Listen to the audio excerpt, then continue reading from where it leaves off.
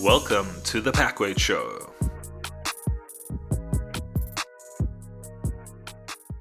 Hey, welcome back to the Packweight Show. We are here today with the legendary Melody Tuson, who is our Mama Mel from back in the day, importers of the Roces skates and the ASA, ex-ASA brand. How are you doing today, Mel? It's so good to see you. I'm awesome. All the better for seeing you guys and being here. Thank you for the invite. It's our pleasure. Well, now, so glad to have you here. Thanks, Frank. Yeah, it means the world to us. Yeah, Thanks, everybody.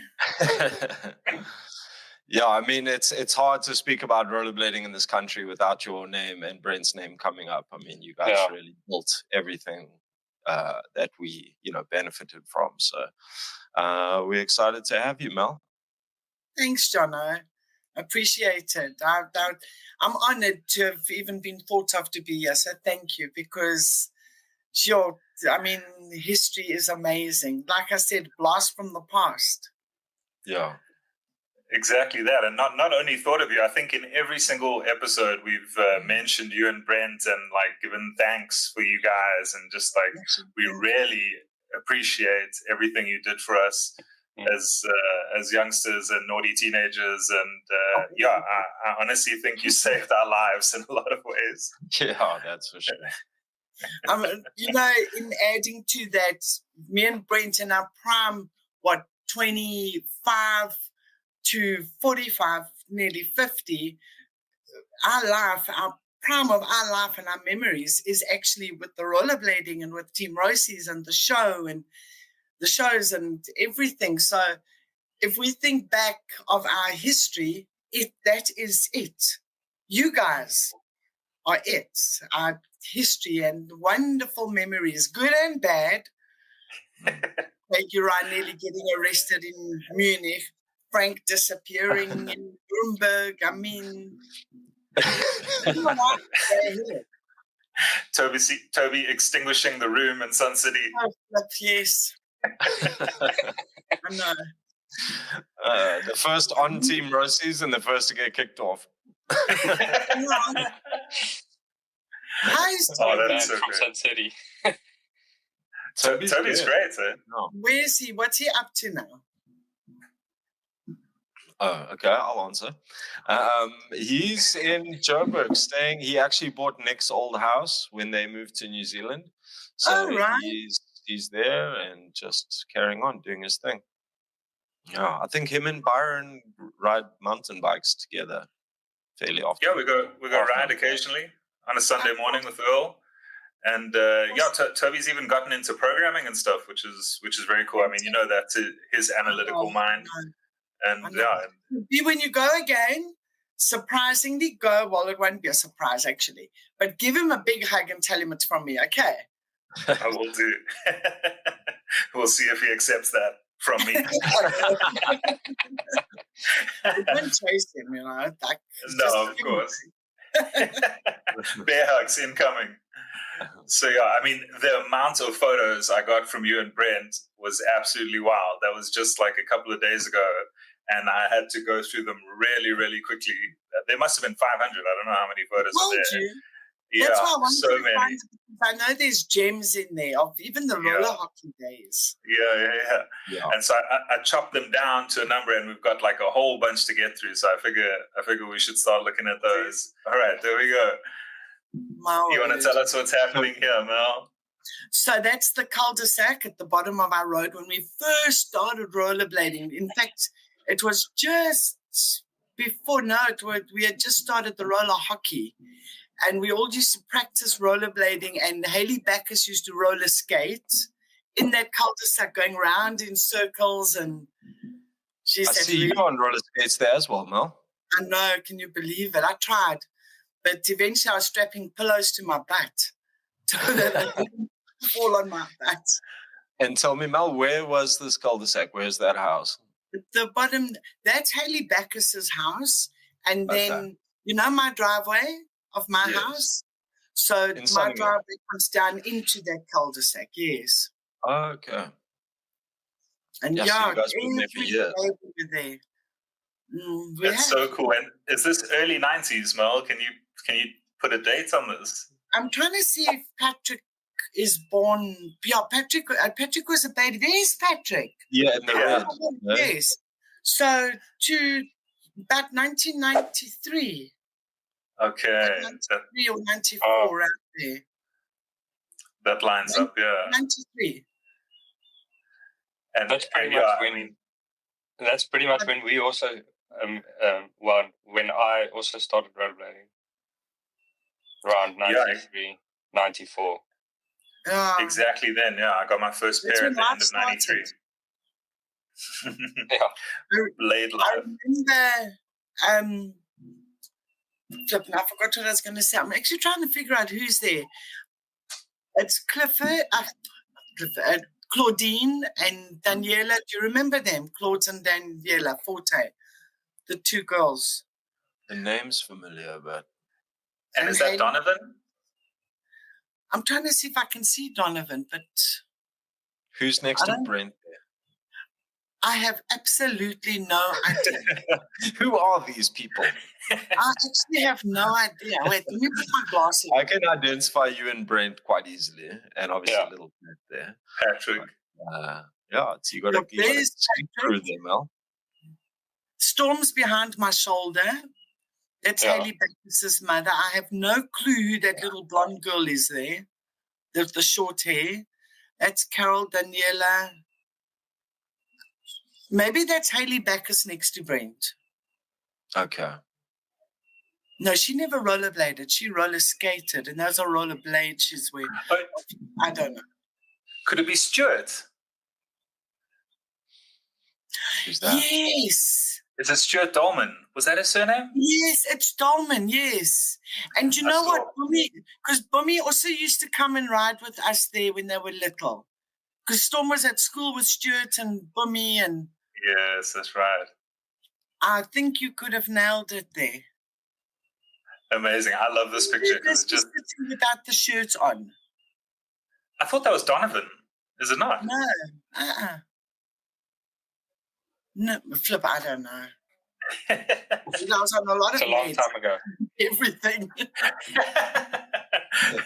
We'll jump to the next one. Here we've got the Stanton Hawks hockey team. Yeah, the coaches are rocking the very short shorts. Hey, remember them in their G-strings in Sun City?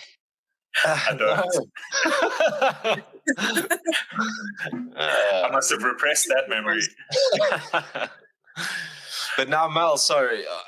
So that first picture, you guys were skating, and I suppose were you involved at some sort of an organizational level, or was this you just skating to have fun?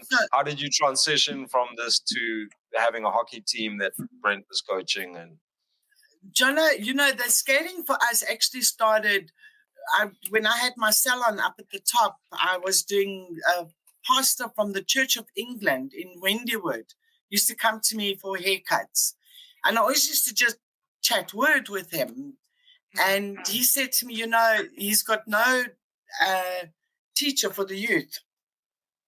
And would I come and run the children's church? So I said, yes, sure. But the problem was I was a happy clapper and they were denominational.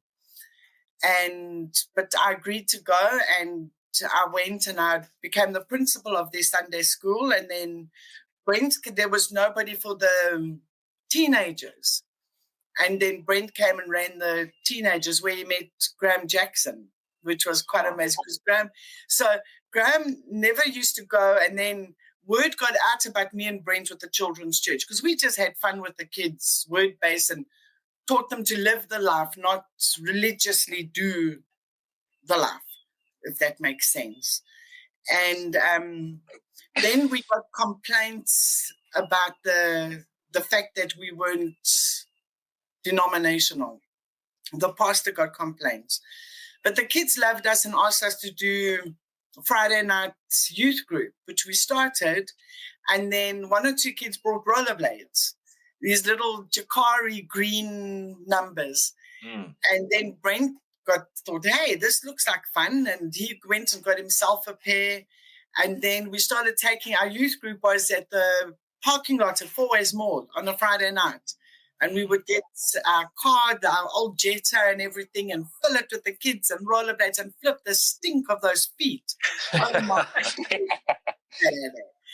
And Ronnie was the worst. You know, we used to make Ronnie drive with us with his feet out the window when he took his skates off. I think we had like 3 steps out of each window at the back because the smell was so bad when they took their skates off.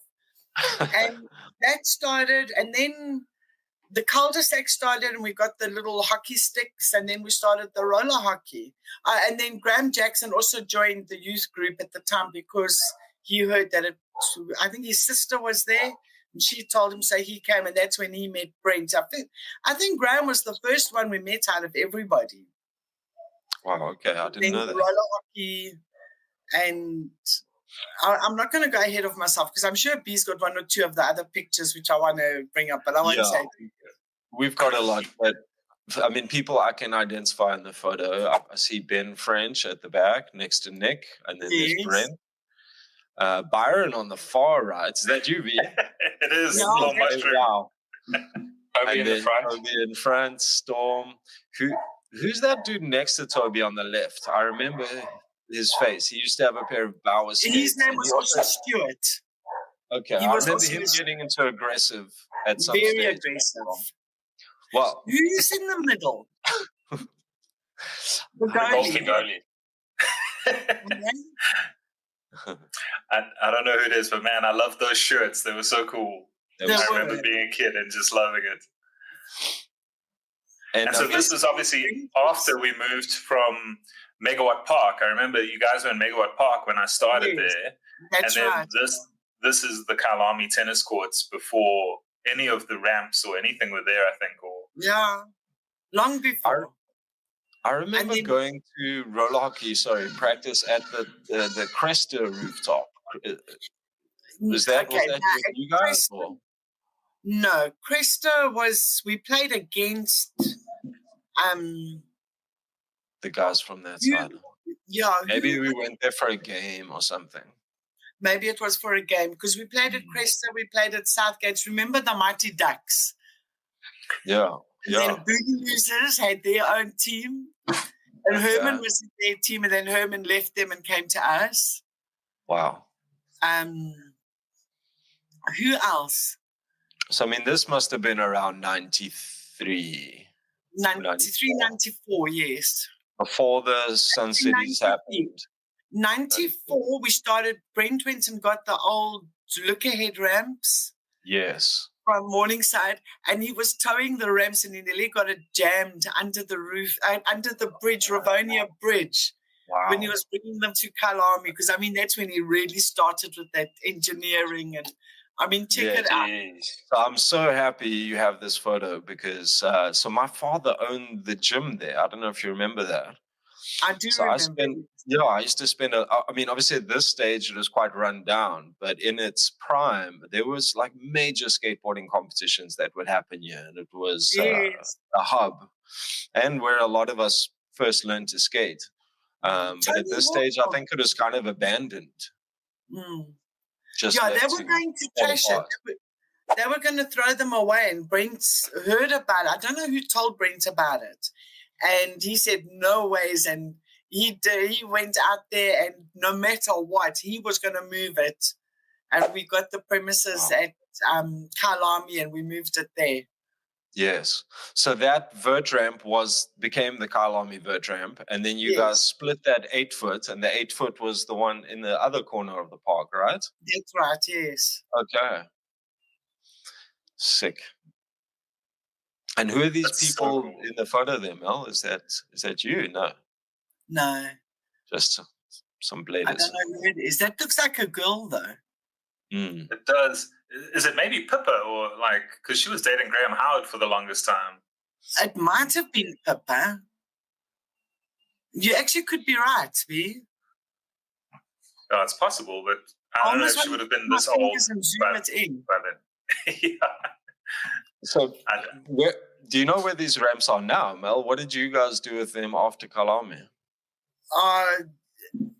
After Kyalami, the park in Sunninghill. sold the vert ramp. The vert ramp was moved to the wakeboarding place in Rankiesfontein. Those skateboarders took it. Okay. So it still lives. That's amazing.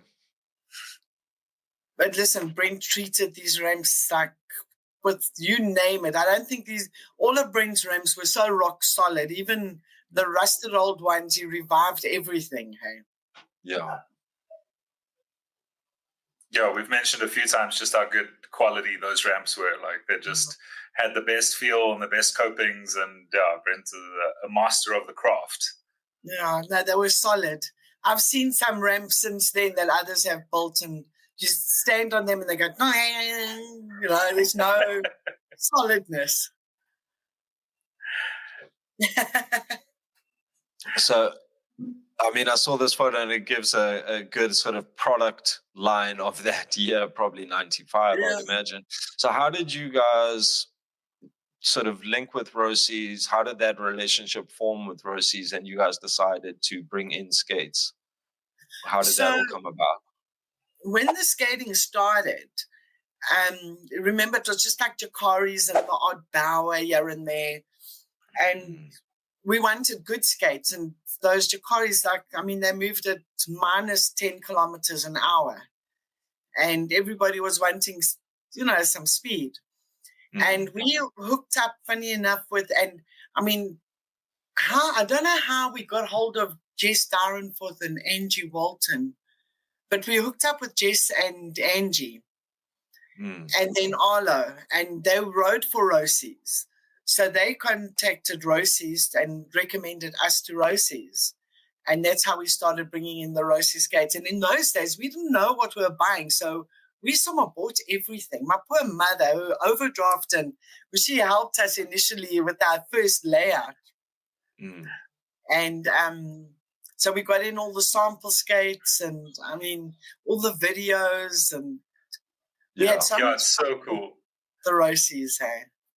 So, that's how it came about. It was Arlo and Jess and Angie that introduced us to it. And you guys distributed it through Dynasty agencies that you formed. It's so cool seeing your name in the Daily Breads for distribution of the Hoax video and all these things in South Africa. Just amazing that you guys made that connection so long ago.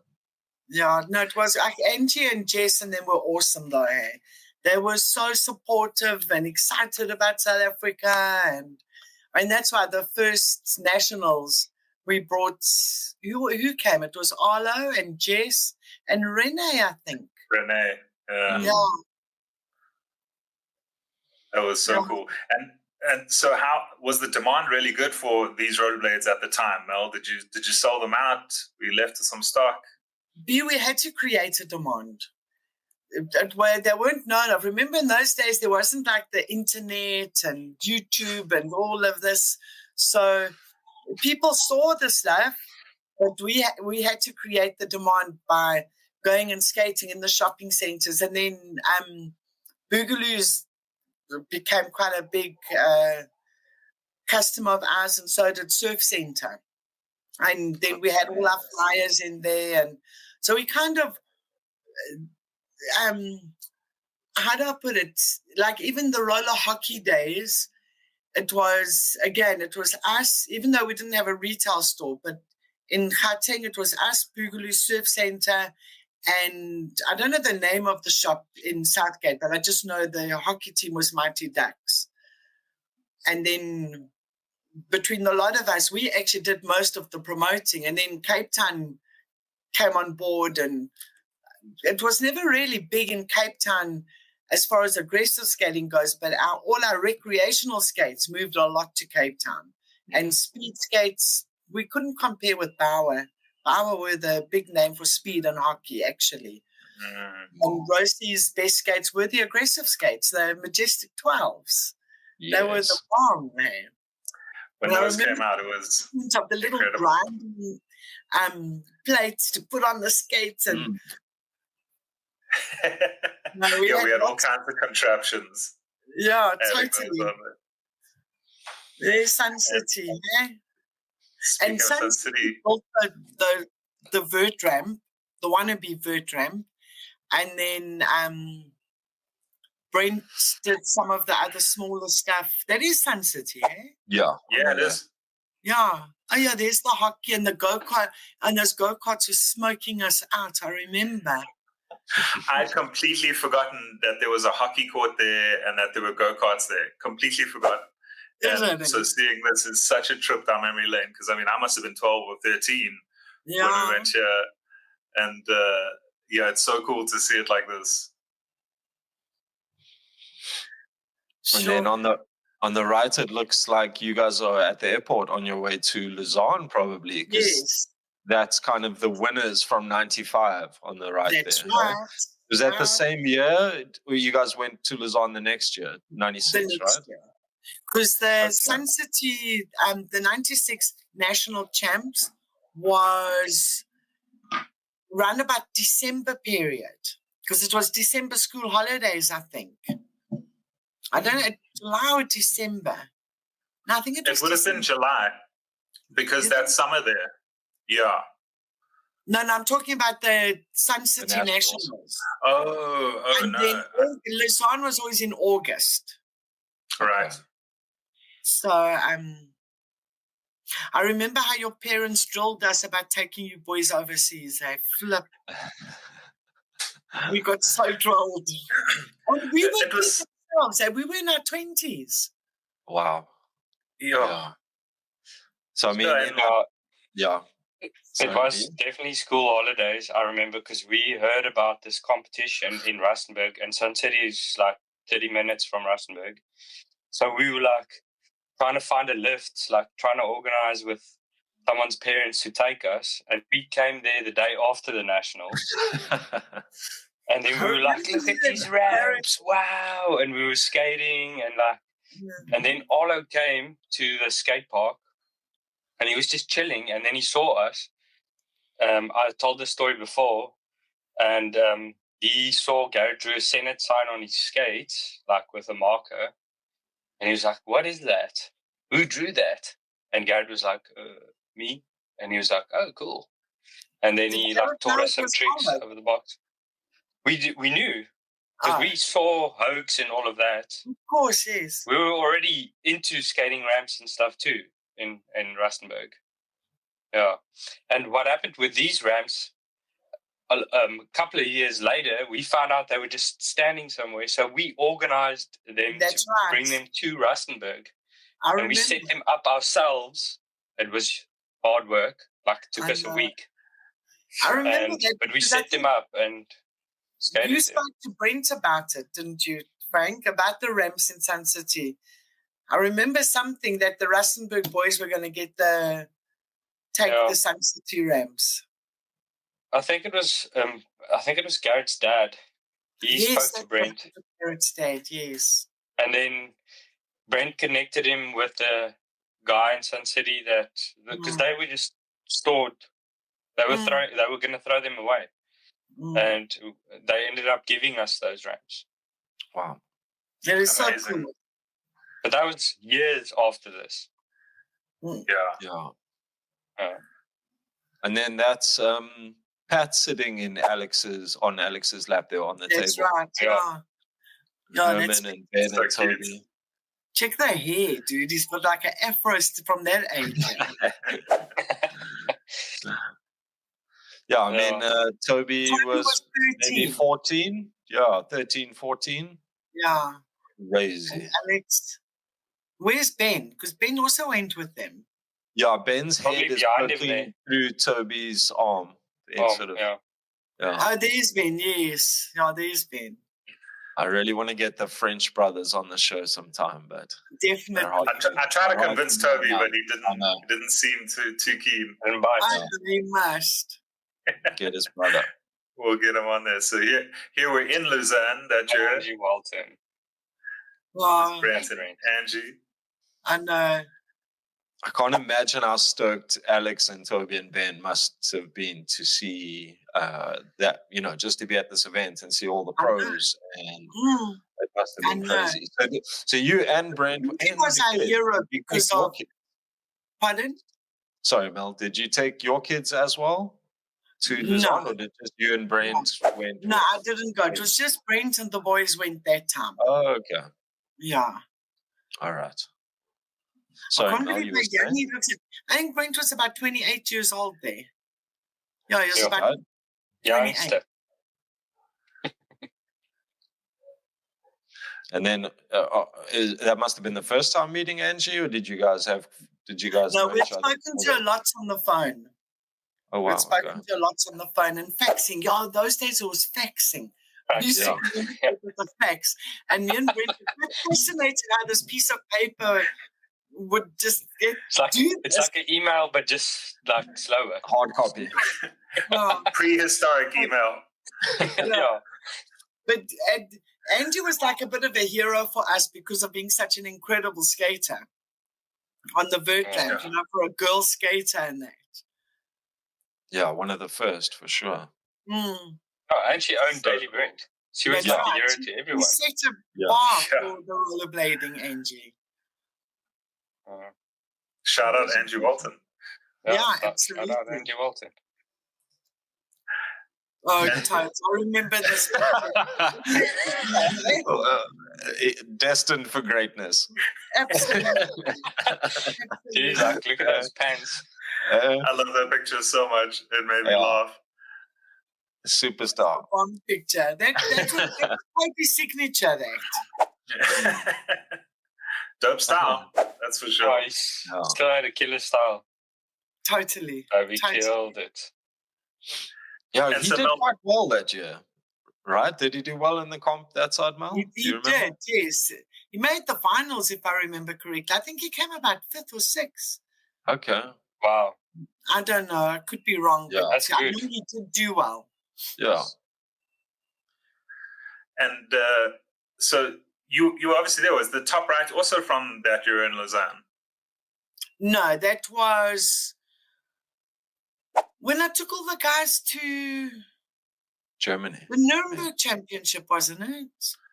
That dude there was from Capri-Sun. Oh, right. Capri-Sun, Germany. Remember Capri-Sun was one of our sponsors? Yeah, absolutely. And then they paid, so the winners of the nationals were paid for to go to Germany to the Nuremberg competition sponsored by Capri-Sun. Okay. Awesome. We went to Munich first. Yes. And we skated the nationals, the German nationals. That's right. And then we got lost. But then we ended up in Nuremberg. Down that road, Frank. Oh, and then we went to Nuremberg, and I think it was a NIS stop in Nuremberg. It was one of the NIS stops. And that's when I cut my leg open. Remember that? That's right. Frank, you aged me. You're that.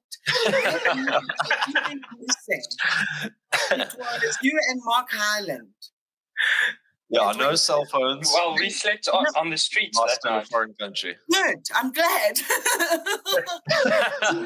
So Elizabeth Smedel is telling me Mark Highland's older brother went missing in Europe and they never found him. So I said, what are you talking about? Now, we were all at the station in Munich waiting for Frank and Mark. They didn't come. Now the trains are coming and going. So then my sister Charmaine and Elizabeth said they'll take everybody. Mark stayed behind with me to wait in Munich at the train station. The Munich police were looking for them. They were on the radio. These 2 missing South African boys. It was spoken off the radio. But thank goodness the police station was just around from the train station. So I'd keep going and checking if anybody's heard anything. Now, so we're in Germany. It was hot in Munich. I've got a pair of shorts on, but I don't know that it's going to be like 1 degree at 2 o'clock in the morning. I landed up sleeping on a bench in Munich train station, but on a platform. So I'm lying there. I've got no jacket, no nothing with me. Mark Highland is sleeping on another bench. But Mark was with me. To look after me, to make sure I was okay and not alone there. And Mark Highland was with me. You talking about another Mark? Not Mark. Dimogene. No, who was it? No. Somebody stayed with me. Did you stay to wait in case Frank and Mark came back? Okay. I had their passports. I really did not think the little skellums went off to Nuremberg. So then, what happened to us is we got back to the hotel. We got back there late because of the sun, and I counted on the sun time-wise to tell me, and it went down at 10 o'clock at night. So I was like, what the hell? It's already 10. So we went back to the hotel and we asked them, hey, where's our group? And they tell us, no, they left. And we're like, what? How did they leave without us? And then we went to the train station. Then we went to the train station and we were like, okay, it's a massive station, foreign country, can not read any signs. We're like, what the hell? What do we do now? And then we were like, let's just get the cheapest ticket. We know we're going to Nuremberg and we have the name of the skate park we're going to. So we're like, get the cheapest ticket and then we go. And we got a ticket on a train that stopped at every single town on the way there. It was the worst thing. And it was in an open carriage that were meant for bicycles, so there were no seats. And we found this little spot with 1-2 seats, and we went in there, fell asleep on the thing because it was in the middle of the night. Got to Nuremberg at night, still as well, asking people okay, where's the skate park? Skating through a city we've never been to, trying to find a skate park we've never been to, find it, skate there that night. Then they're like, no, we got to close now. And we're like, dude, can we please just stay here? We lost our tour group. We're from South Africa. We have nothing. They're coming here tomorrow, hopefully. Can we just stay here the night? And dude's like, no, get out of here. But they weren't nice, pleasant people, Frank. No. And we were like, okay, cool. So we took our stuff and left and slept on the street. Shame, man. And it was really cold. I had a pair of jeans on and a t-shirt. I put my arms inside of my jeans to stay warm, in my shirt and in my jeans. I wake up the next morning, Mark Island's gone. And there's this big-ass rat on my lap, sitting there, trying to warm himself up. And I can't even move because my arms are in my jeans. And I'm like, rat. And the thing runs off and I get up and I'm like, where the hell's Mark? And I'm like, oh, geez. So I mission off. I'll go into the underground because at least they have central heating there. And I sit on one of the benches and half asleep, half warming up still. And then eventually, and all these business people come in and they look at me like this little homeless kid. And his black friend. No, at the Munich station. And then I went to the skate park and there's Mark Island sitting on the stairs. I'm like, what the hell are you doing, bro? No, you were sleeping so lekker. I just wanted to go buy some chips. And I'm like, dude, then wake me up. Seriously. I wasn't sleeping lekker. I was sitting up sleeping. Anyway, so then we were skating there the whole day and we asked some dude if we could go to his house and take a shower. And he was also like, no. And we were like, okay, cool. Is there a public pool or something where we could just clean up a bit, swim or something? And they're like, yeah. And we were just leaving, crossing the road. And then I heard someone from a car yell my name, Frank. And I looked around and there everyone arrived. Do you know, Frank? It was a crazy trip for us too. I cried that night. I thought this is it. If I never found you the next morning, I was going to have to phone your parents and say, I've lost your kids in Europe, in Germany. I cried myself. And then at Munich station, so I'm dossing on the bench now. I've got nothing to cover myself. So as you know, it was freezing cold 8 hours of the morning. It was freezing. Some dude And I'm sleeping, and I open my eyes, and I check these boots. He had, so they were like platform boots, and he had goldfish inside. You know that clear, what do you call it? Like perspex.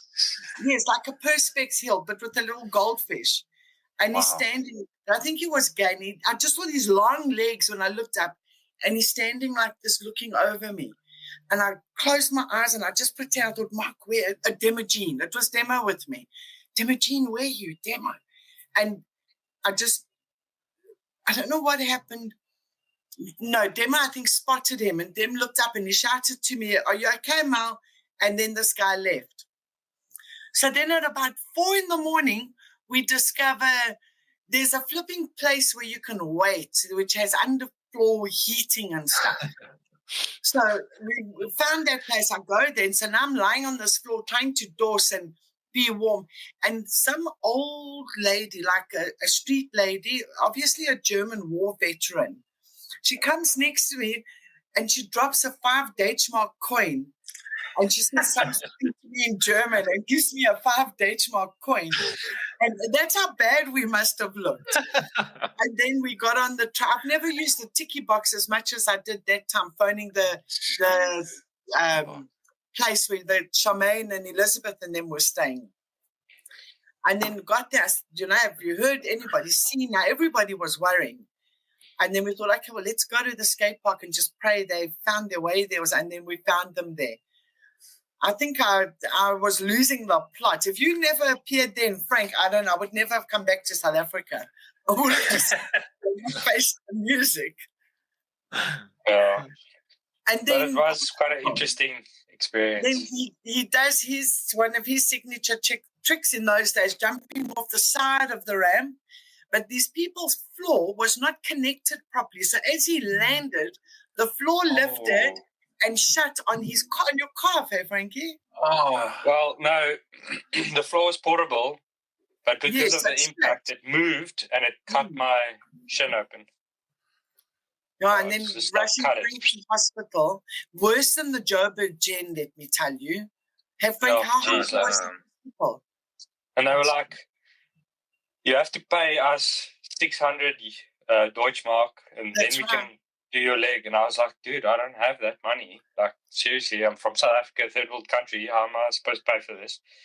And the doctor's like, how much money do you have? And he's like, I'm like, I've only got like 100 or 150 I had or something. And he was like, okay, cool. But I had to stitch up. Yeah, he was like, cool. We'll send you the bill. And he actually sent my mom a 600 Deutschmark bill. I hope she never paid, because they treated you like... I told her to throw it away. They'll never find us. But anyway... They tried to contact me. The organisers of the skate park tried to contact me. There's something on my screen here. Tried to contact me to make me pay for your medical there as well. And I said, no, you guys must pay for it. We're not liable. It was your skate park, your setup. Yeah. I know, but you signed an indemnity form, and we were backwards and forwards a bit, and then eventually it just putted out. Yeah. Well, my mom got one in a post box, a bill. They posted the bill, and I was just like, just throw it in the bin. They're not going to do anything. Extradite you to Germany to pay your 600. No, exactly. For 600 But anyway, my leg was cut so bad that they had to pull the muscle and then stitch that up, and then pull my skin and then stitch that up. What was bad, Frank? It was flipping scary to see that. That's brutal. And you still I was shocked when I saw it. Yeah. Oh, no, it was hectic. But let's skate. No more skating that trip. Lost in, you get punished when you get lost in Germany. Is that how you figured it out? No, it's just an accident. It's cool to see Renee here with Brent. And then who was this girl with them? That's Dawn Everett. Yeah. Oh, right. Completely forgot that name. What a cool picture. She was also one of the best rollerblader chicks back of all time, yeah. Sure. Her and were at those days the best of the best. Pioneers. Yeah. He was more Remember street, Haley and Backus- Andy was more bird, yeah. Yeah. Haley Backus just wanted to be like Dawn Everett. Eh? That's all Mm. she wanted to do, but she just couldn't nail it.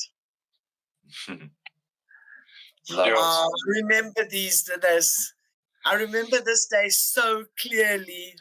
That's one of my favorite pictures of Alex. Me too. Yeah. That's so awesome. Yeah, that's crazy, eh? So was this the first big shipment, no? Yeah, it was the first big one. It was delivered to our warehouse in Barbecue Downs.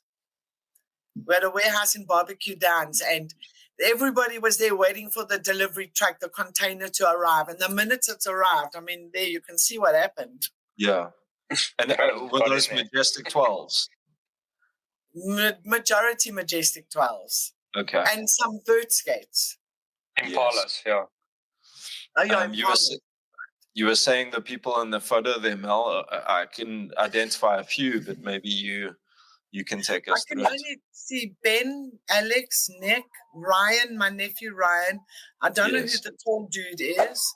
And I think Donovan. that's Donovan, yeah. Yeah. Definitely. I also don't know who that dude with the glasses is. Huh? Wasn't he a hockey player at one time? Perhaps. Could be.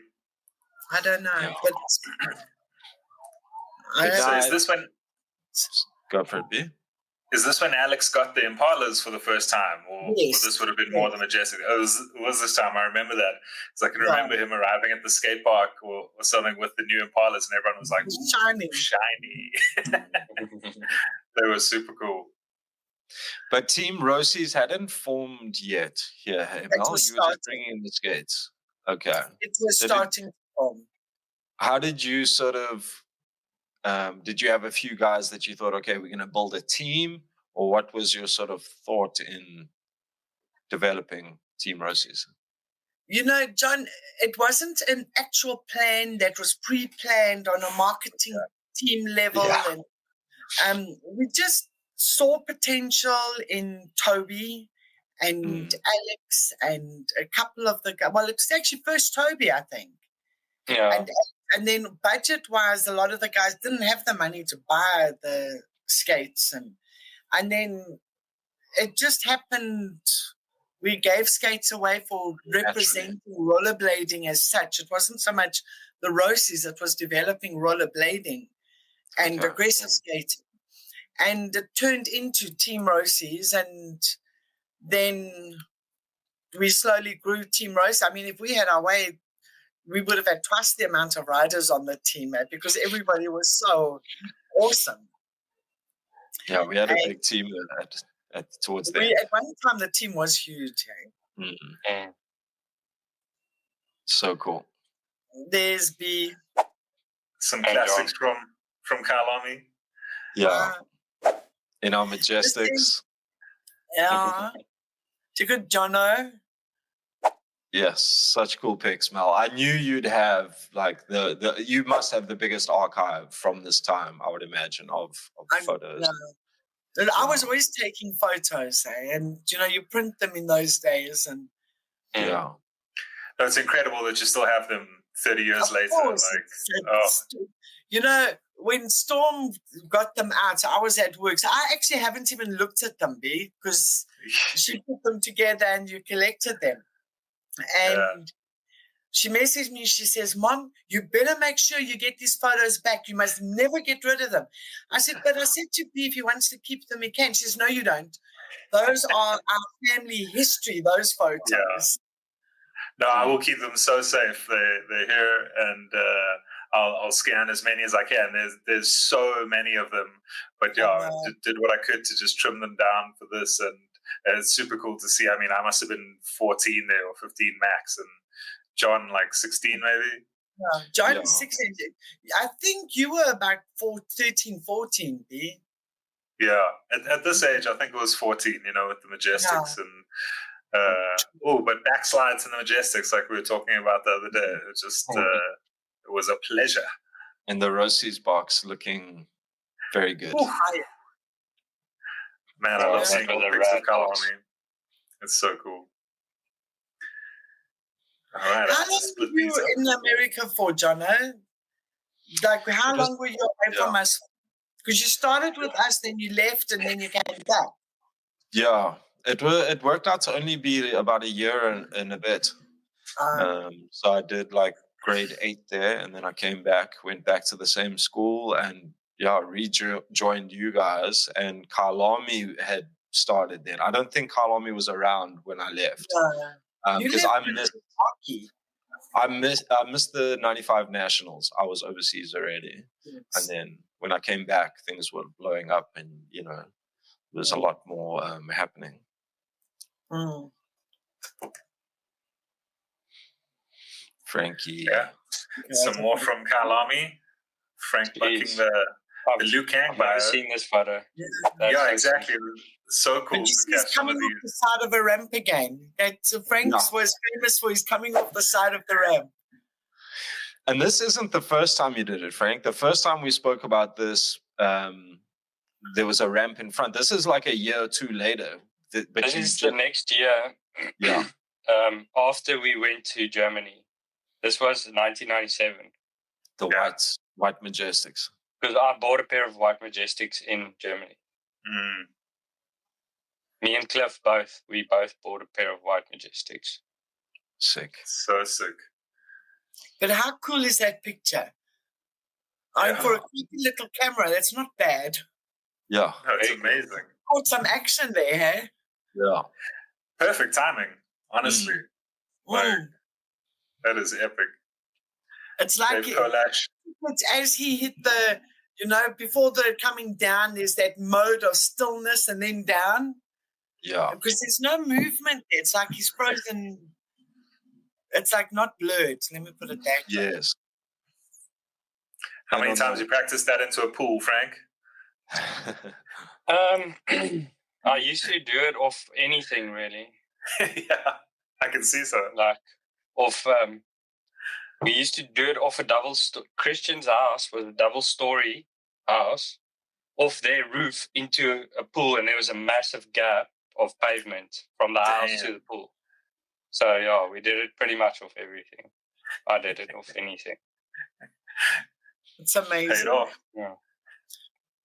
I think it was between you and Jean, Frank, were the ones that would just push that envelope in the early days. Then everybody started, but you guys started with the craziness of jumping over the tennis court fence. Do you remember that? Yes, Emma Jean would start on the top. That was crazy. Yes. Railing of the tennis court. That was wild. Listen, man.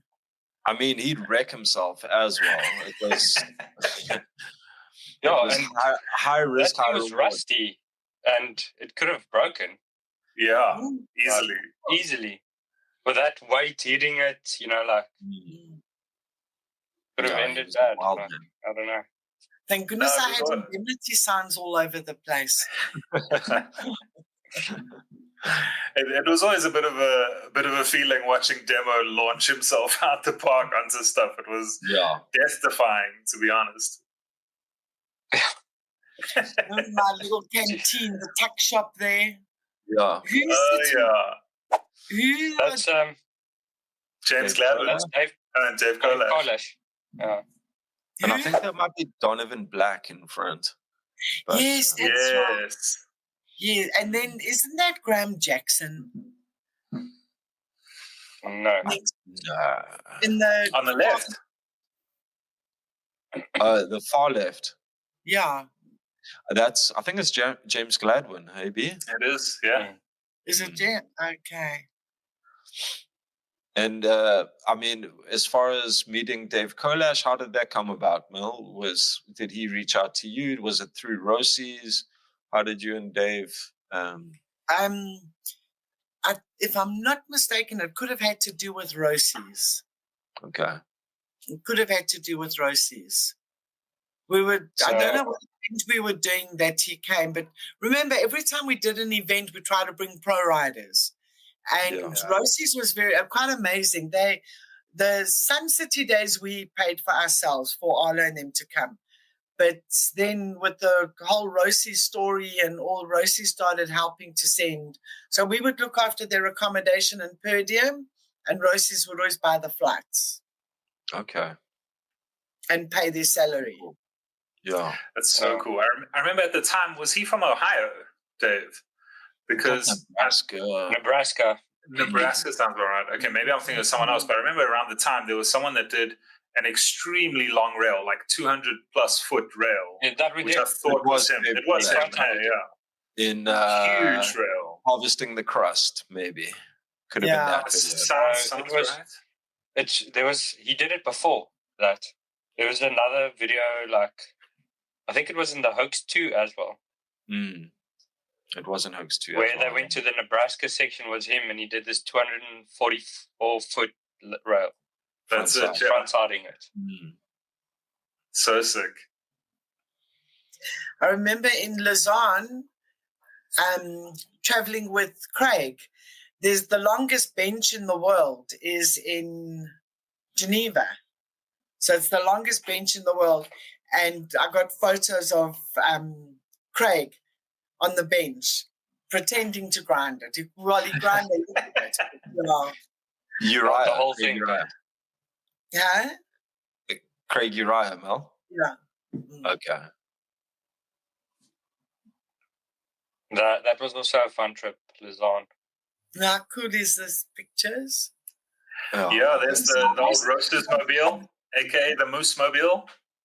Absolutely, yeah. That was iconic. That vehicle was iconic. Yeah. Smedel and Nick looking very naughty, I must say. Very naughty. But back from their walk. They're very tiring walk.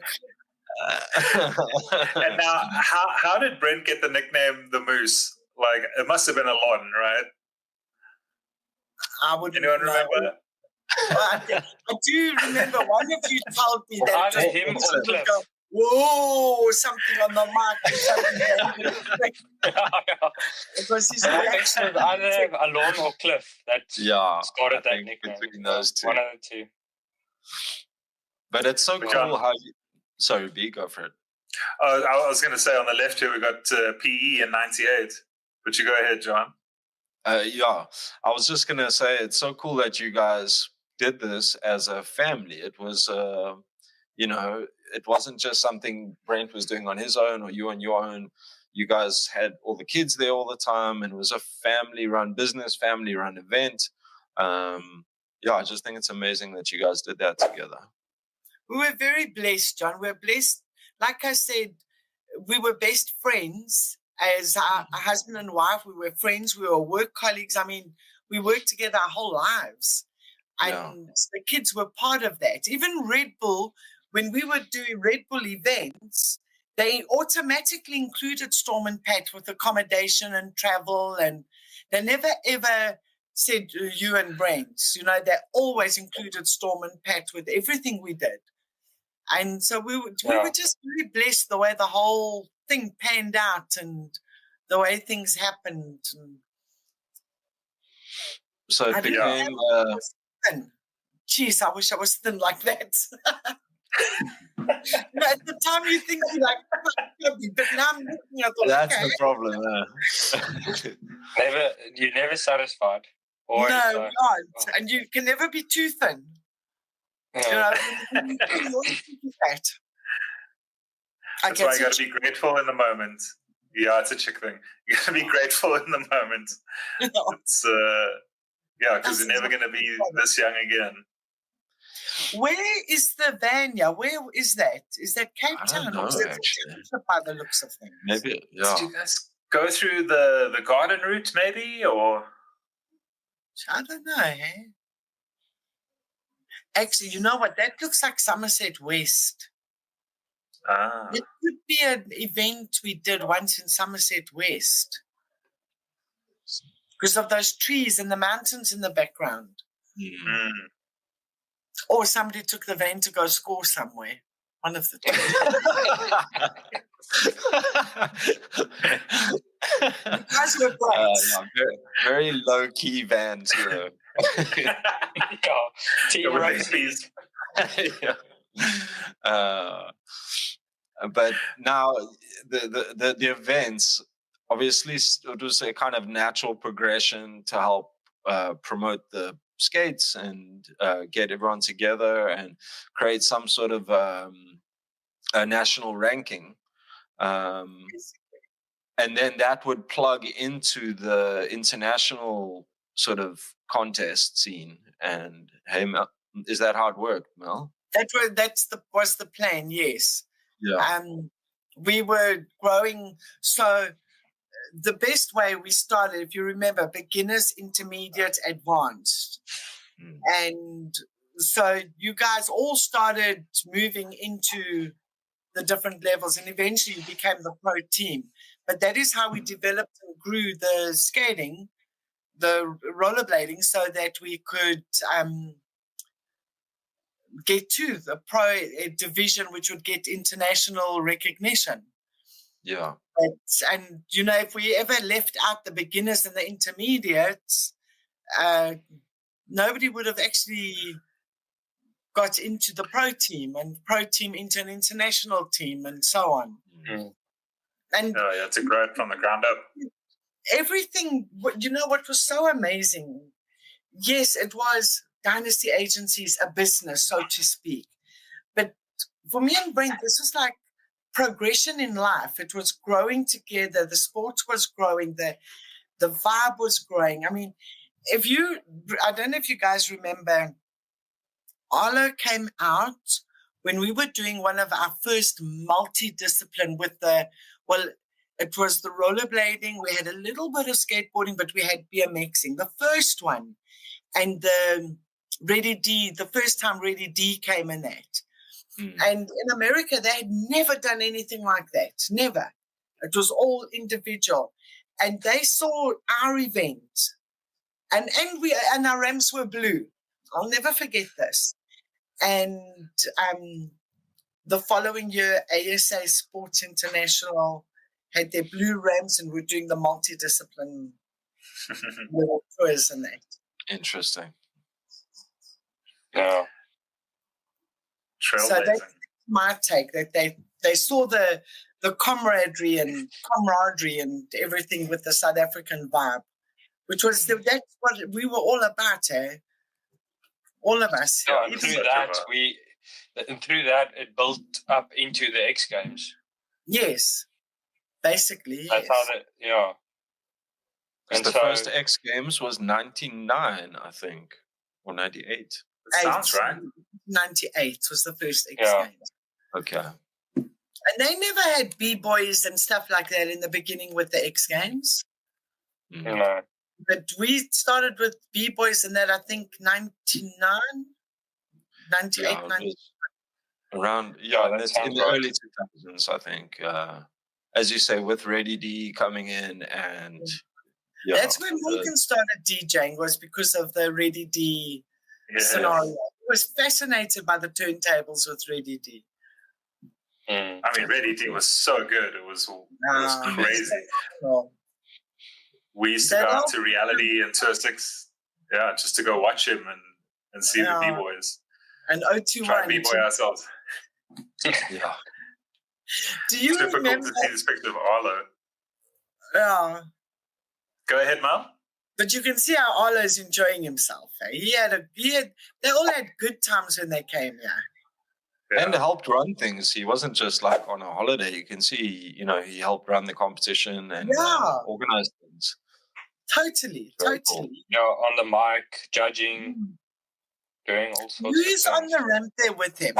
So there's Brent, there's me, always with my clipboard in my hand. Who's this chick? I think she might be like not a Red Bull representative or something. Yes, behind Arlo is Richard Gradner. There's the Red Bull burger. And this chick could have actually been one of the sampling girls. Yeah, a promoter or something. And that's Port Elizabeth, Arlo down at this is all PE. Yeah, yes. PE 98. Yeah. It was so long ago. I mean, I had forgot Arlo was there. I was there. I remember us all staying in the caboose and just skating down to the skate park. And super cool to see these pics of Arlo. Do you remember what you guys did to me on that stupid train going to PE? McDowell, putting your feet out the door and trying to put your tackies on the train track while the train was moving. China, I don't know how I survived They were it. lunatics. It was a traveling circus, Mel. That's what we were. Every time we stopped at a station, I had to check that none of you were left behind on the station. But that was like a 2-day train ride, or what? No, it was overnight. Almost, yeah. No, it was like It's quite a long one, though. About 11 in the morning. And then when Yeah. we got to the train station, I remember I bleached Patrick's hair blonde. But he was like 5 or 6. And we get off the train and Brent is there to collect us. But he never recognized Patrick. It's like, who's this kid? Coming up to me. I realized it was Patrick. That's so funny. Casey and Candace were with us. Yeah. There's Jackson and Craig. Yeah. Some more pictures from PE. Cliff bucking a nice, either 540 or 720. Yeah. Over that gap, and I had forgotten that the skate park was right next to this like theme park. It's that was cool to see in these pictures. Like I had no idea, and just like look at the size of this crowd on the right. Obviously, it was not at the same competition because you can see the branding's not up, but just so many people there. We were there for over a week in PE. And the wind was blowing you guys off your landing spots. And the wind was intense. And seeing this pic of Jackson just reminds me how he knocked his tooth out at that competition. And he was rocking the dreadlocks and no front tooth. I forgot about that, yeah. He looked like a homeless person. But you know, Jackson always did fit into the looking like a homeless person scenario. With all due respect. Yes. And I love him too bad. But he just had his way about him, eh? Yeah. That's what we loved the most about him, was he was so Jackson. Nobody else. He was unique. Himself, yeah. The hobo whisperer. Yeah. No, you liked speaking to them, eh? You used to like speaking to them. Jackson, love you, bro. Oh, totally love you. Oh, check it out. Some pics of Kalami, the guys judging on the left. Morgan DJ Switch before the DJing days. There's DJ. And so on the right here, there's me and Gaz, who won second place in the doubles. Herman Cliff in first place. And who was Toby with there? It's Matt and Toby. I was like, I didn't remember them skating together, but they obviously did quite well together, placing third there. Yeah. Or third, yeah. Yeah, it was definitely Gaz and my best showing in doubles. Yeah, Jurks looks stoked. Check that hair, B. He had the Super Saiyan. The fro. Is that Sam Cartwright? It is, hey? In front here on the right. Remember Boomy Cartwright? Sam, it is Sam. It must be, I suppose. Jeez. Yeah. So young. Renee was obviously here for this competition because there's Renee's red hair. Where's Renee? And giving medals. Talking to Cliff, yeah. Oh, yes. Handing over the medals. Okay, right. I think there's another picture of him. I think. This is the B-Boy show. The start of the B-Boy shows and Ready D being a part of the lineup. Amazing. How did that come about, actually, Mel? How did you link with Ready D and get him involved? I'm trying to think. I suppose the event needed a DJ, and before that, I think we just play CDs. Hey, you kind of just find your track and. Red Bull brought Ready D the first. Yeah. Red Bull, 1994. Red Bull brought 96. Sorry, 96 was when Red Bull came on board with us, and he brought because D was in Cape Town and Red Bull were in Cape Town, and they introduced us to D. So cool. Yeah, check all that's these awesome. people just watching the DJ show. And look at the jumping over one of the B-boys here. Who's jumping there? That's Cliff doing 540. Yeah. Corkscrew. Corkscrew 5. I don't think And he was that doing must those be, I think, the B-Boys Vokes. Yeah. And now, but this was Rand Show on the left, I think. This was 2002 at the Rand Show, where it was just the speed ramp and that fun box and a quarter pipe on the other side. So it was like the single lane, and then we'd all go storming back to the other side. Sure. Yeah, Such that's cool memories. Show, isn't it? Well, And I I think think this could also be Morgan. Didn't he also? It could very well be. It was definitely breaking at the time, yeah. It could. And I think by this stage we had kind of dialed in that show. We had, kind of skated lots of shows up until this point and had a sort of, not a routine, but we knew, We had solid tricks that we knew we could do. that we could bust out. Stuff, Sure. Awesome picks. Oh, there's Morgan. And still a year or two later. On the top right, what was his name again? Not Jaron. Yes. And then Mark, what's his The name? monster. Don't grab. Yes, and behind him it was their manager. It was their team manager, Mark. I'm trying to think of his. Yeah, he was also Mark. But good oak. Mark Kotzer with a K, no? Yeah, you're on the right track, John. Cord, something like that. But so that was 2004 that the USD team came out. And I think up until this point, a lot of the guys that came out were kind of older skaters, road skaters, and whereas this team was, still quite young and very, they were in the scene still, skating. We got them at their prime, I would say. Rashad, Albert Hui, Abdil Kohlberg, Jaron Grob. I think that was just the Chinese guy. What's his name again? Albert Hui. He's Irish. But he hardly rode that time. He was there, but he didn't do much. Maybe he's injured. I think he must have had an injury. I think he did have an injury or something.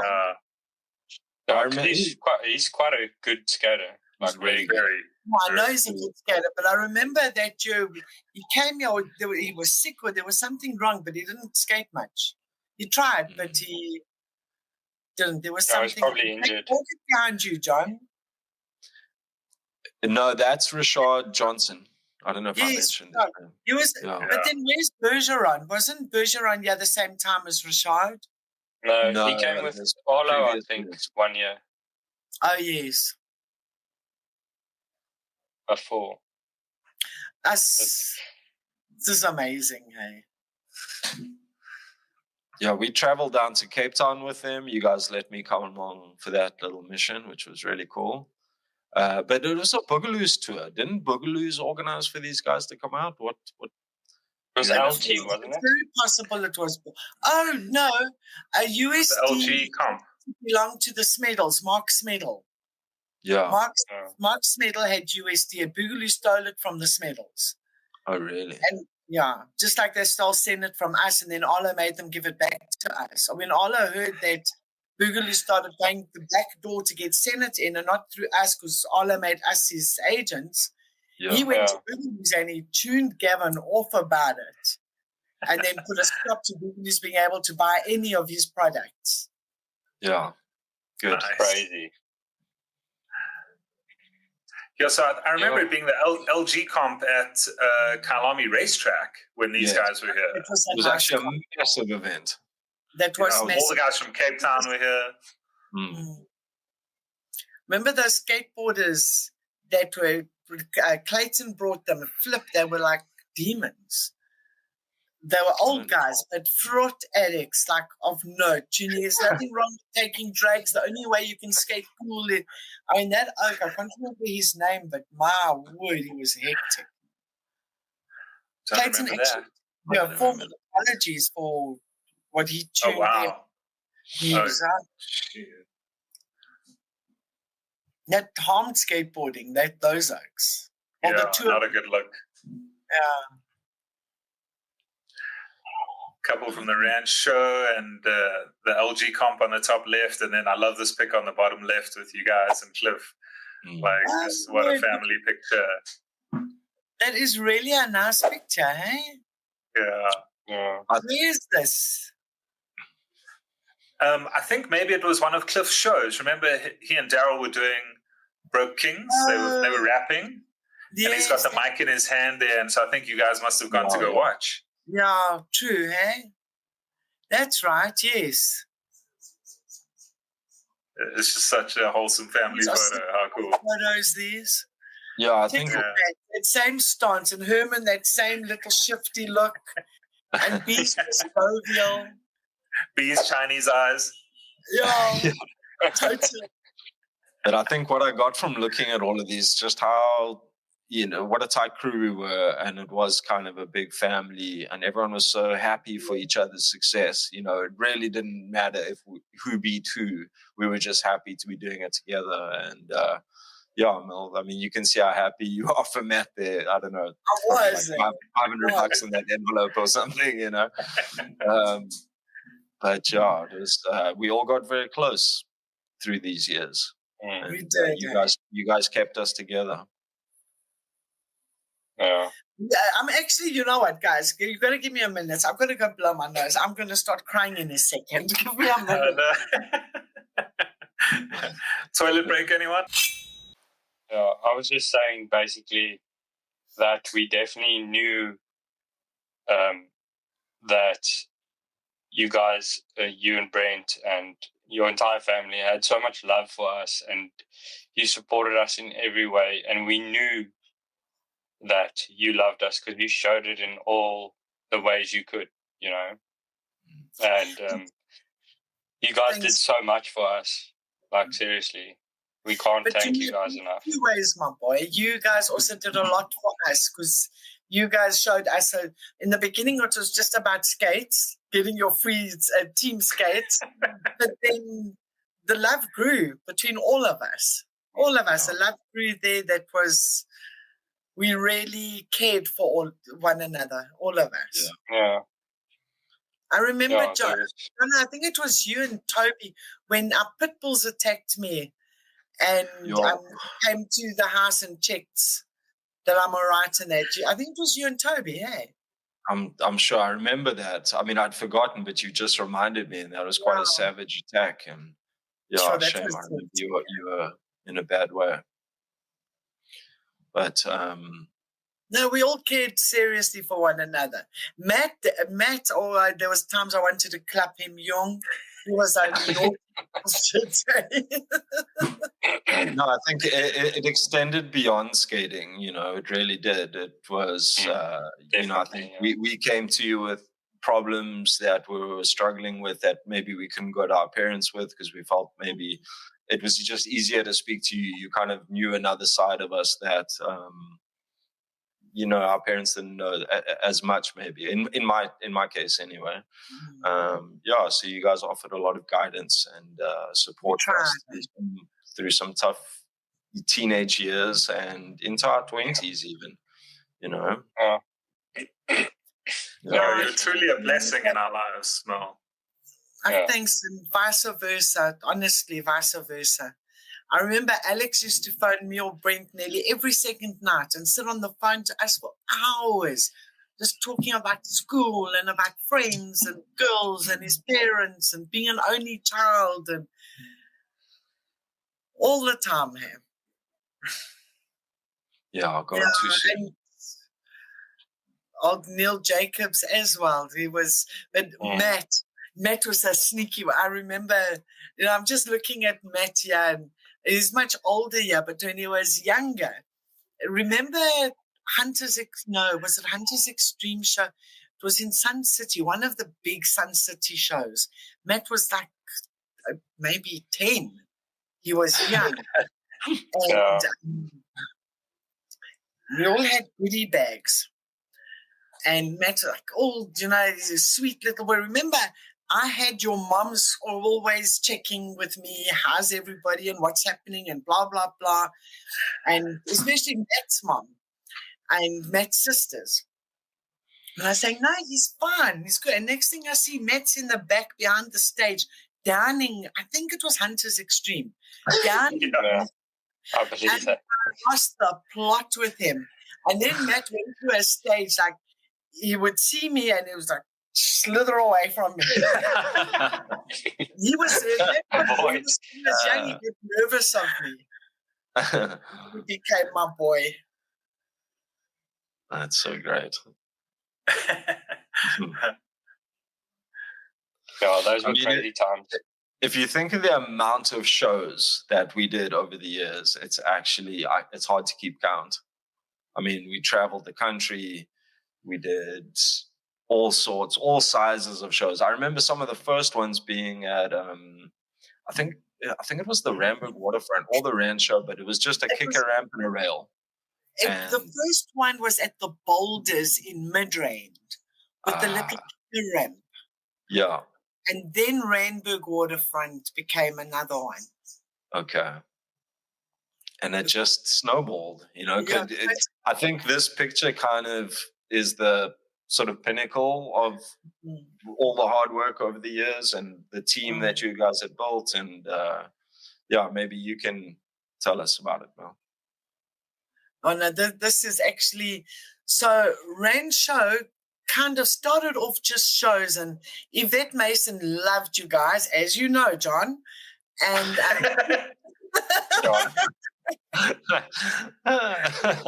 Yvette was awesome, and she really punted for us to grow every year, every Rand Show, to grow it more. And she got great budget for us to be able to spend the money. And I mean, you saw those Rand Show skate parks just grew into some amazing pieces. And then it became a nationals, but we started off there just rollerblading, if you remember. And then we slowly introduced the BMXing. And I remember Greg Illingworth, I think Greg was also about 13 when he started with us with little shows, Greg and Brad. They were the first two. And then Kevin Love was one of the first skateboarders that kind of like bit the bullet and thought, if I'm going to do this with these Zoom booters and remember all of that. And eventually we all became quite a team, eh? So there's Morgan there. He, not Morgan, the skateboarder Morgan. Yes, that's the dude's name. No, he's committed to something with a girlfriend. Oh, man. No, it was quite hectic. But who's missing here? I think this is kind of everyone, but we can let's go through. Where's Clifford? I think Clifford was out of the country by this stage. Maybe, yeah, because he isn't here. I think touring international. I don't know what happened to Frank and Matt. Because they look like they need to lie down. Let's not. It's best we don't know, John. Hocho was around. Remember, Hocho was doing the graffiti. So we won't ask what happened there. And there's Ramon and Shorty Blitz, Putty. Adam Wolf. Look at I was just blinking, man. What are you doing? I need to lie down. Right. Just the time of the photo. Exactly. And Garrett with his beer in his hand. Yeah, we used to always have a beer or two before the last show of the day. I've got to show you something with my camera. Okay, I'm going to show you the wall in Brent's office. Okay. Yeah. Look up there. Oh, man. There it is. Take a That's the exact same one, huh? Yeah. No, this one, everybody, it's a little bit different. It collapsed, yeah. Oh, yes. Yeah. The one I got it after around this here one. somewhere. Yeah, I've also got a printed version somewhere. That's so cool. That's really a fun photo, that. Yeah. We did the Rand show for quite a few years in a row, Mel. What was that? At least 5 years that we were there. I don't know if it was 5. I remember 2002, 3, 4. I don't remember 2005, but you're right. Actually, 2006 there was one. So yeah, that is 5 years in a row. Yeah. There was one in 2007 too, because I came back from the UK in 2007, and then we went to Rand show too. Okay. I think Ranger actually stopped just before 2010. It was around about 2010 that it stopped, when Yvette lost the contract. But there was still, like, even after 2007, I think there was like 2 or 3 more, I believe. Yeah, no. I think the budgets started going smaller, but they were still happening. But every now and then I managed to get us some nice big sponsor. But one of our best years with sponsorship and prize money was when MTN came on board at the Kalami Park. We had MTN, and Jorge still did that piece with the fly and the microphone behind the virtual. That was one of my favorite pieces. Yes. And MTN came on board, and I think the prize money was, for those days, it was an amazing amount of money. Then MTN sponsored, and it was, Dickies and Converse and Capri Sun. They were all different times. No, I think Dickies and Capri Sun might have been close to each other, might have been similar times. I think they were the same time, yes, Dickies and Capri Sun. At that time, we got lots of little sponsors in, which helped as well. So they've got a lot of product prizes. Yeah. And giveaways and stuff. Oh my goodness, that was the year that I think Simon Smedel won the comp, but the girls, Candace and Kezia, mixed up the results when they gave it to Brent, and gave Simon first prize and Matt second, but it was the other way around. So Brent had to fix it at the prize giving. And Matt was so special. He went to Simon to share his prize with Simon. Oh, that's because he felt so bad for Simon. I remember that. That was such... Brent's never felt more bad in his entire life, but he was given the results incorrectly by the girls. Yeah. What was Brent's catchphrase when he was on the mic? I don't remember. There was one. We've forgotten. But I wanted to sort of understand, because in my head it's a little bit blurry, because obviously things came to, this amazing, the Rand show, but then things slowly like deconstructed and, things stopped happening, but there wasn't a cutoff point. I remember you guys opened the park in Sunninghill. You had the shop there.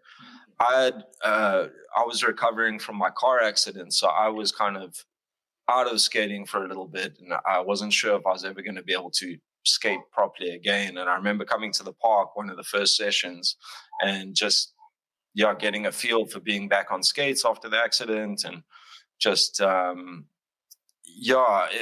did Team Roces stop? How did Kailami end? Where did it all kind of, you know what I mean? Yeah. What happened? Skating, rollerblading. We stopped getting new kids growing into the scene. And when I had my skate park in Sunninghill, I think I was there for 2 years before they closed me down because of the guys smoking weed in the car park, in the underground car park. Oh, really? Is that why they closed you down? On the skate park, yeah. Wow. And that was the excuse. We would never do that. No, not at all, eh? And then, that's right. Soon after that, Mauritius happened. Mauritius contacted us to come develop skating there. I remember, yeah. And we went and built the 2 skate parks in Mauritius, and I stayed there for 8 years. And in that time, Brent stayed and he kept things going. And then that Marcus came on the scene, with his Ultimate X. That's right. The Ultimate X. Yes, and then rollerblading just stopped growing, full stop. I sat with the kind of around the time when they took rollerblading out of the X Games. The X Games. It was around that time, yes. And then so rollerblading wasn't seen. And you guys also kind of grew up. And Nick was the first one who wasn't keen on doing shows anymore and injuring himself. And kind of just patted out. Post-COVID, after COVID, there was no, in the skating, I mean, we've never had a ramp order for anything after COVID. Not one thing. Jeez. It just died down. COVID just wiped it out at that time. And then about a year after COVID, so we were doing those odd shows with Nick DeWitt and them. Remember that, with the skating and the freestyle motocross and those types of shows. And about 3 years ago, after COVID, recently, I actually had a chat with Morgan, and we spoke about maybe doing a revival event, an overall revival event, make it like just we were going to call it the reunion. And then I had a meeting with a lady who runs a marketing where she gets sponsors and everything. And so we were working behind the scenes to try and pull something like that off. And we just couldn't get the sponsors. We couldn't even get 10K on board. Nothing. Wow. And so we never did it. But we had it planned, like a whole reunion, big event, weekend event, somewhere cool. We were actually talking to Four Ways Mall and to Nelson Mandela Square and bringing internationals out. But the whole mix, skate, BMX, rollerblading, hip-hop, graffiti, the reunion of our signature that we started. The Alex Kroll Cup, essentially. I mean, that was kind of the first event of its kind. Yeah. Hundreds, In so fact, I suppose was hectic, that first event. I remember the Pagad B-boy story and the security were there. It was during when Cape Town was having that Pagad issues. At our Alex Cup, at the first or second Alex Cup, we had the gangs, the Pagad gangs and the other gangs, but they were all B-boys coming to jam. And the big story in the local paper was the fact that this event brought all these people together without an incident. Wow. Not one bad incident. And, that is what kind of like gave Alex Cup quite a good name in Cape Town. Yeah. See, it was love. It was all about love. But it was a combination, I suppose it's a complex thing to answer. It's not one thing that stopped it. It was us getting to a certain age where we realized, we can't injure ourselves as well, risk as much injury. Trying to get a real job or whatever, a combination of things, And there's no new kids on the block, not for... I think that's a major factor, and we realized that as well. I mean, like, beyond us, there wasn't really anyone taking that, passing pass the torch to, really, so we're waiting for your kids, guys. So in the Cape Town scene, you have to be the girl team. All the girls but in the Cape Town scene nowadays, there are young kids doing rollerblading, and Chris is doing a lot of stuff with kids. No, definitely. But that's the only. But it's because of the work that Chris is doing that it's working like that. And Chris and deep down inside, I don't believe it's over. I actually don't believe it's over. The revival will take place again. I mean, that'd be really cool to work on an event like that, Mel. Maybe, something to think about. Everything comes in waves, right? So it's the tide is kind of fallen back, but it'll come in again. Exactly. It was non-existent when rollerblading started. And after our rollerblading scene, maybe 3-4 years, suddenly skating grew again. And you'd go into Surf Center and Boogaloos, you'd see minimal skateboarding stuff and just rollerblading stuff all over the place. Even their shop windows was just rollerblading stuff and hardly any skateboarding stuff. So we revived skateboarding, actually, with the skate parks and our events. And I think the pandemic actually did good for rollerblading worldwide. I think a lot of people had the time to go and try it, and enough time had passed where it was nostalgic for people to be like, I used to skate. It'd be rad to have a pair of rollerblades again and go out and skate, you know? So I think, during the pandemic and after, I think skating actually picked up in this country and worldwide. And down here, as Frank says, there's a good and healthy scene down here, and it's a mix of kind of rec skating, aggressive skating, roller skating. Everyone's kind of together. There's not as much separation as there was in the past. And Lino's skate shop is driving that. Chris van der Merwe is driving that. I went to visit Chris a few times when I was in Cape Town, and he was actually last time I saw him, he was busy building his little indoor skate park there. And it was such a vibe there. It was nice. A lot of youngsters there. Chris is dedicated. Pardon? Yeah, he's dedicated, John said.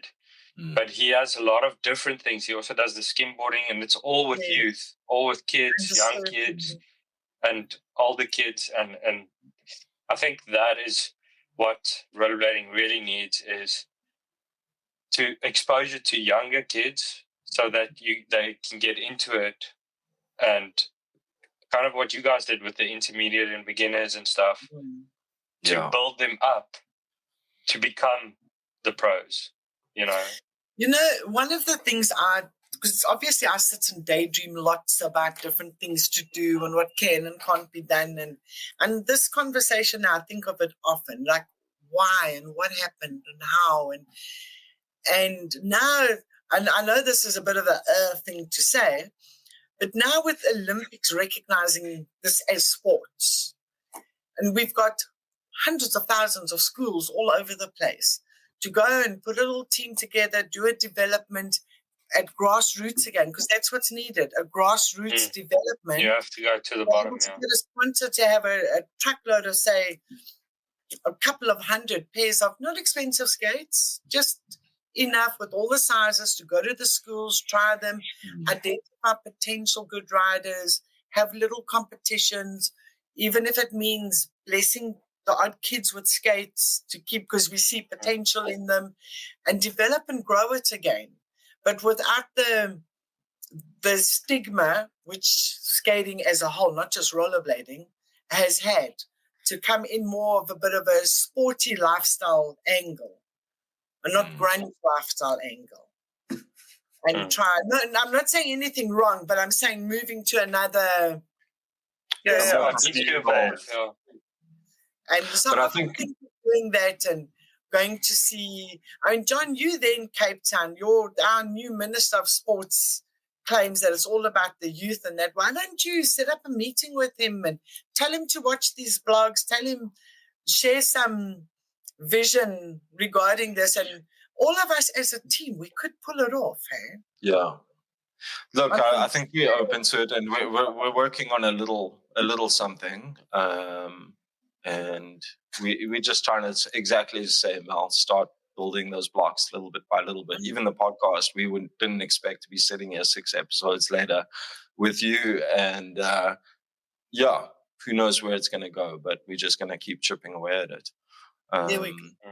And I think it's so important to have a kind of goal when you're that young kid starting out. Like, okay, I start in beginners, then I go intermediate, as you say, advanced, but then I'm going to get onto this team and maybe travel and, get opportunity to have that international level of competition and exposure. And, you kind of need that set up for guys to have something to aim towards. Otherwise, what are you doing it for? Almost, yeah. What do you guys think? I mean, when I started, I always did it because it was fun and because my friends were doing it, and it was community. You get together and you do something fun, and that makes it even more fun. Yeah. So that's kind of what we need to aim for, is to have that community, build that community up, even if it's just at first 2 or 3 kids together, and they have fun, because they'll tell their friends and they'll do TikTok videos or whatever, and people will see it, and then it'll grow organically. Imagine when you were in primary school and somebody came along and started back then not, but now, let's say somebody came along and said, right, we're going to do on every Thursday afternoon a 2-hour rollerblading session on the tennis court. You've got your little portable kickers and rails and that. And it will, like Frank says, 2 or 3 kids. But you're not there now to tell, because skating, it's individual. You can't tell somebody how to skate. They must develop their own style, ability and stuff. So you're not teaching. With skateboarding, you need to teach them how to do an ollie and teach. Rollerblading, I know this sounds a bit gay, but it's like an art form. You just express yourself with your skating. And that's what you got to do, is teach kids how to express themselves on those rollerblades. Have fun. Just have fun skating, and they, just like you guys, develop by having fun and becoming pro riders, and it can happen again with new kids on the block. Yeah. Totally. I mean, that's how it starts, right? It's like you're just doing it for fun. I mean, I remember when I was 11, I would like rollerblade and play with a basketball, and then like rollerblade and play roller hockey. You're just like rolling and having fun with stuff. And then you start to emulate the stuff you see. So if they're seeing older guys or more professional guys or whatever, the big guys that they look up to, they're doing the cool tricks. And then it's stuff that you want to learn and you want to be like them. I mean, that's what Arlo and the guys were to all of us. And so there's definitely inspiration for them around. It'll be very cool to... Okay, so I'm getting revved now. When I get bees in my body, I'm seriously revved now. So what I'm thinking, in the new year, I'm going to try and make a plan to go and see Sascock, because I know they've got huge budgets for the skating. I'll put a proposal to you. I don't know. I'm not good at doing proposals. If I look at my proposals from back then, I'm like, how on earth did I get away with this stuff? But if somebody can help me, maybe Jackson will put a butt kick presentation together for this grassroots development on a school level, all the way to pro level and to Olympics, because there's our trump card, is Olympics. And John takes it to see old Gaynor, whatever his name is. But I mean, rollerblading is not in the Olympics, Mel. It's just skateboarding. That's what They've been doing the demos, but it's going to happen because they're needing all those sports. And at the moment, there's the controversy again between skateboarding and rollerblading. Skateboarding's in and rollerblading is out. But things are looking, because I every now and then I check up on stuff. And Sascock has the Skating Association, a national NSA, National Skating Association, which in fact the speed skaters run it. So they're doing when skateboarding was going on board, there was big drama about it being the speed skaters, which was Wendy and them that run it. And Wendy knows us. Wendy knows us from the roller hockey days and all of that. And she actually approached for the skateboarding, and I introduced her to one or two other people. And next thing, I was on the sideline there, and I just walked away from it. Yeah. It's given so much money to develop skateboarding, and this was a few years ago. And do you see anything really being done? But I'm sure that money is spent already. But in any case, what I'm saying is maybe I can get input, because even if we... Okay, so here's a trump card.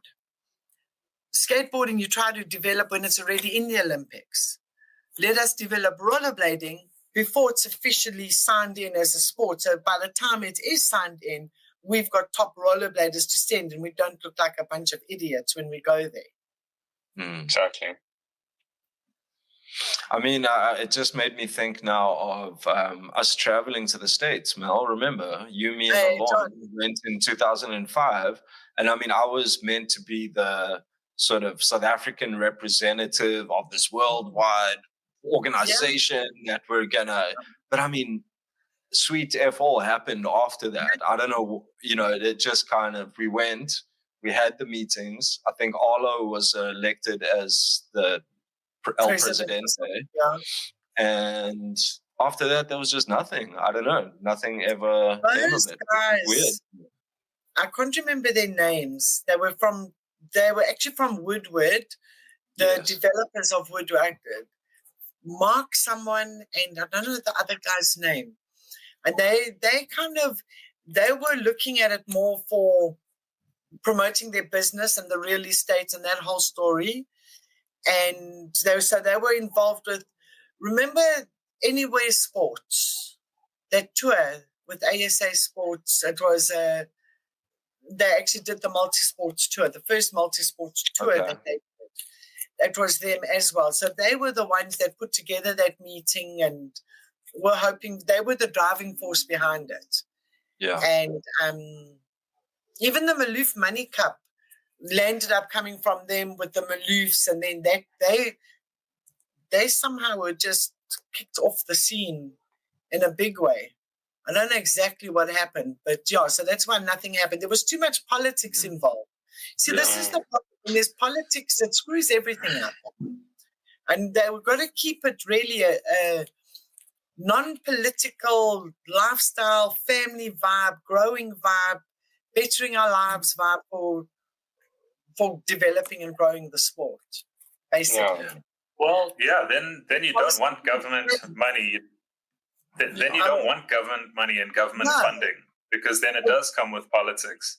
Yeah. And so if we can get it somehow, wherever we see possibilities, we grab it. If there's a possibility there.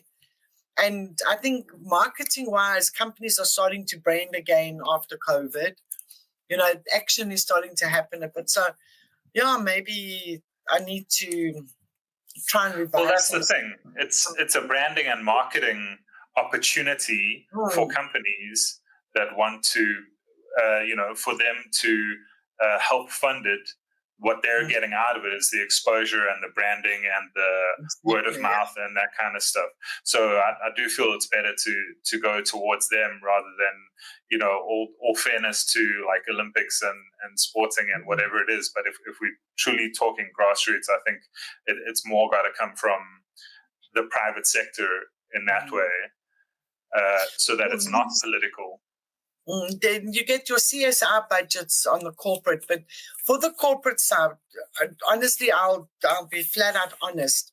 I'm so out of the game regarding going and seeing sponsors and stuff. And I can go and see people. It's not an issue for me at all. But to put that butt kick presentation business plan together, that they're like, wow, serious? Is this what you're offering us? And I've got one when we were pitching for the KDC to do skateboard, BMX, rollerblade, bring our vibe into KDC. And I mean, Philip, we all worked so hard. Morgan, Sam Kumalo, myself, Brent, we really did our absolute best, and it was scooped out from under us, but given to a local who didn't even know what skating was. It was just, there was so much corruption there. But in any case, I really put an amazing presentation together of a national tour and planting skate parks and little skate clubs around. And so I could take that and give it to one of you to tweak it and turn it into something really with the pics, with the vibe, with the whole scene. I mean, also, Mel, we didn't. We're not having this conversation to start working again or anything. This is just, we just wanted to chat with you, and there's no pressure on anything. We don't get me wrong. I'm just thinking about Don't get me wrong, John. I'm just thinking about just how amazing it was for the youth getting off their flipping couches and cell phones, which is what is needed today, and getting alive. And you guys know how you had so much fun with out there, not sitting at home. I mean, you go to parks, you don't see kids anymore. You see a bunch of old people walking their dogs or toddlers. But my point is, it would be awesome for the youngsters of today to try and promote something and grow it. And I've always loved the sport. No, I mean, to have you involved in anything that happens, I think is really important. And for your role to be recognized by everyone who's doing it now, they should know the history of things and who put in their life's work, basically, to develop these things, you know. So I think that's important. No, I in the new year, I'm actually going to look into it. And I know you guys will all have my back. So sure. We will. It would be awesome if it's all a team effort, and we can all put that little bit extra in, and you can put your heads around it and see who would be the best person to help put that presentation together. That is a mind-blowing, long-term, 10-year vision. You know, that type of thing. We can also, if it happens, we can also involve Lino, because he's also doing a lot for the rollerblading community in the world. You know, he's also got his own channel on YouTube, and it's like quite famous. Everyone knows about him, and he reviews skates and comps. He does comps all over the world. He does live streams and also judge, and like he does a lot for rollerblading. So and he loves South Africa. I mean, he lived here. Let's just, you know, I know you guys all loved it, obviously, as much as me and Brent did. And I say let's maybe in the new year see what we can do. If we can't, we can't, but at least we tried. I know Morgan's very amped to do it. I'm sure Jackson will be amped. Cliffy will be amped. I mean, we all would be amped to try and do something. 100%. Then maybe we do a meeting in the new year and get everyone onto that meeting, and we talk about it and see what happens. Yeah, let's do that. Are we down for that, guys? Yeah. John? Always, Mel. Yeah, absolutely. It's time to rebuild and getting the band back together. There we go. We're relighting the torch to pass it on to the next generation. And let's do that, yes. And they can learn from our mistakes as well. You know what I mean? They don't need to make all the mistakes we made along the way. Yeah. I think that's all we got time for today, but it was such a great pleasure having you here, Mel. Thank you so much. Thank you for having me. It was good to be here. Good to chat and talk, and it's a nice ending. I'm like revved. I'm on fire. Yeah, it's been such a pleasure, Mel, and let's not go so long without talking. Yeah, absolutely. But you always in my thoughts, and can't wait to meet all the kids. And so we send love to Brent and Storm and Pat and the rest of the family. Sorry, they also couldn't be here. Thank you, Mel, so much. Love all of you, tons. Yeah, we love you too. Thank you, Mel, so much for coming on, and we love you for so much. Can't even put it into words. You know what? I say we give God the glory for it, because nothing happens by accident. And I honestly believe the Lord put us all together for his reasons. He knew who needed what, when we needed it, how we needed it. And nothing is an accident. And the love that we have for each other is also, it's real. So there's nothing fake. And that's also God's doing, because there's nothing fake about God. So the love we experience and the love we feel and the memories we have through the ups and the downs and the goods and the bads, I just know that his hand was on it all. And his hand is still with us and with each and every one of his families. And just let God, trust him, and you're for away. And he never promised us perfection in our lives, because you can't grow unless you go through exams in life. Good times and bad times, and we learn from those bad times and we grow into the good times. But they need to happen for us to grow. Thanks. Yeah, that's true. Thank you so much, Mel. We love you. Nice you too. Chat Send our soon. regards to Brent and Storm and Pat, and we chat soon. Okay. Thanks, Ciao, ciao. Mel. Thank you, Mel. Bye. Cheers. Bye.